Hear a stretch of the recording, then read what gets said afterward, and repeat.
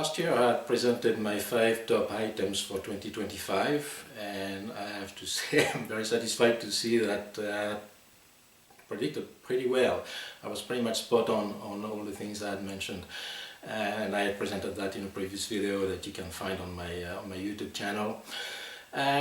So I'm going to try to do the same exercise for 2026. I think the situation is maybe a little different because a lot of things have already happened that have changed the landscape in 2025, but nonetheless I really see 5 items that I think are going to play a more and more present role in 2026 and probably in the years after. So here we go, and in no particular order.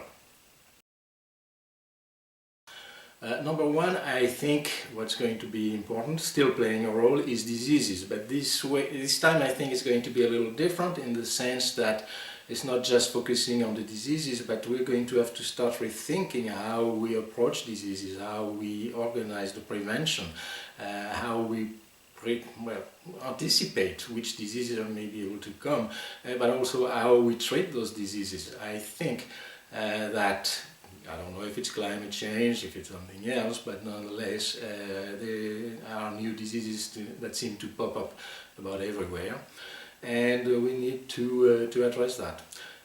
And we cannot address that the way we have done in the past. I think we need to be a lot more proactive, a lot more present, and also be able to bring new solutions. Is it through vaccine? Is it through gene editing? You'll tell me, and that's probably part of the discussion, but we need to have a new approach for diseases. The second hot item that I see for the future is the next generation of farmers. In a lot of countries, farmers are aging, and this is going to be a big problem. Who is going to be the next generation of farmers? How are we going to organize the transition? And I really foresee more and more conversations about this, and a lot of headaches probably to try to find nice ways to do that transition. I think the countries that will have policies that are really make it easier and really supporting new farmers are going to succeed.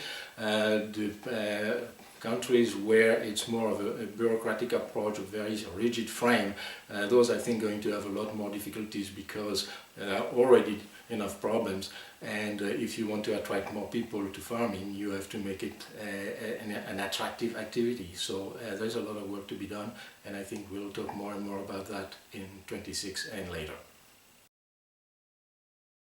Third odd item that I expect is consumer fatigue. I think what we're going to see is the consumers are going back more to the basics. They're going to focus more on real nutrition. They're probably going to be less interested in all sorts of fads and hypes. They're just going to go really back to what is important in terms of nutrition, in terms of health, in terms of nutrient density, and that's going to change the discussions. They're going to be, in my opinion, less influence also from social media. I think AI is going to replace social media in many ways, and that's going to also change the way that consumers find information, make decisions, and also how they make up their mind. Other topic that I expect also to become more and more important is the development of food and agriculture in Africa. There have been already a lot of projects in Africa. I can see more and more activities. I can see a lot of very interesting new approach, especially the ones that are market driven. And I think that Africa is probably now reaching a point where it has gathered enough momentum to really jump to the next level, and we're going to see, I think, a lot of very interesting new value chains being developed.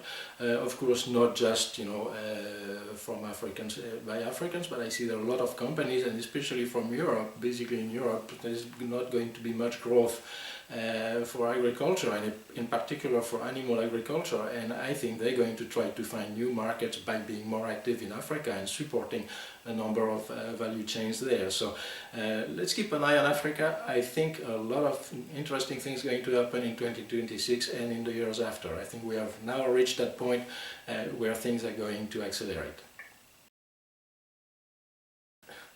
And my fifth item, although it's not new because it has been now a couple of years, but it's food prices. I think the prices are still going to remain on the high side because it takes time to basically regulate the market.